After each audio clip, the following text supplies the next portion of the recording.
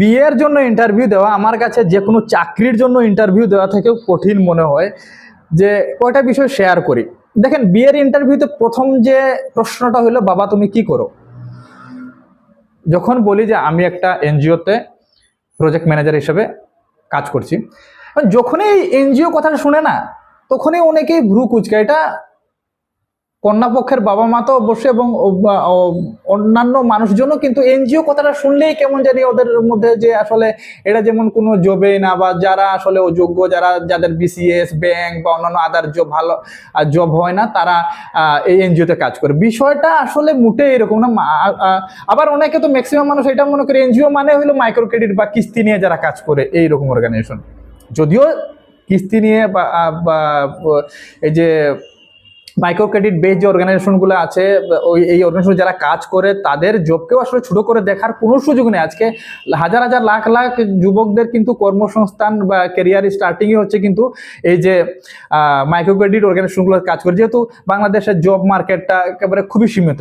যাই হোক, যে বিষয়টা আমি ফেস করি মানে বিশেষ করে মানে বিয়ের ইন্টারভিউতে, সেটা হচ্ছে যখনই পাত্রীপক্ষের বাবা মা শুনে যে আসলে ছেলে এনজিওতে জব করে, তখন বলে, বাবা তোমার তো সিভিতে দেখলাম যে তুমি ঢাকা ইউনিভার্সিটি থেকে পাবলিক ডিপার্টমেন্টে ভালো একটা রেজাল্ট করে অনার্স মাস্টার্স কমপ্লিট করছো, তুমি তো একটা ভালো চাকরি বিসিএস ব্যাংকের ম্যানেজ করতে পারতা। তার মানে এখানে আপনার 50% পসিবিলিটি নাই যে আপনার ওইখানে রিলেশনটা হওয়ার আর কি। বুঝতেই পারতেছেন, বিস্তারিত বলছি না। তো আসলে আমার একটা বিষয় খুব, যে আসলে মানুষজন কি মনে করে শুধুমাত্র পাত্রীপক্ষ। আমার কথা হলো কি, যে আমি এনজিওতে জব করি, বাবা পোষাইলে তোমার মেয়ে দিবা, নাইলে না, হইলে সদা নাইলে বিদা, ঠিক না? বিষয়টা শুধু পাত্রীপক্ষের বাবা মার জন্যই এটা বলতেছি না, সাধারণ মানুষজনের মধ্যে এনজিও কথাটা শুনলেই যেমন তারা ভুল কুচকায়, এনজিওতে জব করো, তার মানে এনজিওর জব কোনো বিষয় না, এটা মামুলি। আপনি যদি কোনো জব ম্যানেজ করতে না পারেন যখন, তো এনজিওতে একটা সহজে যে কোনো একটা এনজিওতে ঢুকে গেলেন, বিষয়টা ভাই মোটেই এরকম না।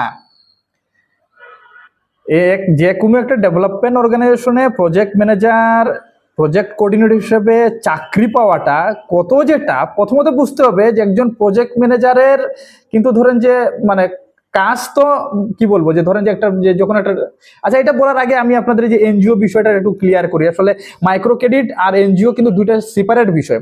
হ্যাঁ, একটা এনজিওর মধ্যে, এনজিও বলতে নন গভর্নমেন্ট ডেভেলপমেন্ট অর্গানাইজেশন, যেটা বোঝায় যে বেসরকারি উন্নয়ন সংস্থা। তো একটা এনজিওর একটা কাজ বা একটা প্রোগ্রাম মাইক্রো ক্রেডিট হইতে পারে, কিন্তু এনজিও মানেই যে মাইক্রো ক্রেডিট, এই বিষয়টা কিন্তু ভুল। এবং এটা আমাদের সমাজ বা আমাদের দেশের মধ্যে এই যে ভুল ধারণাটা, এটা কিন্তু মনে করেন যে মানে পরিষ্কার করতে হবে।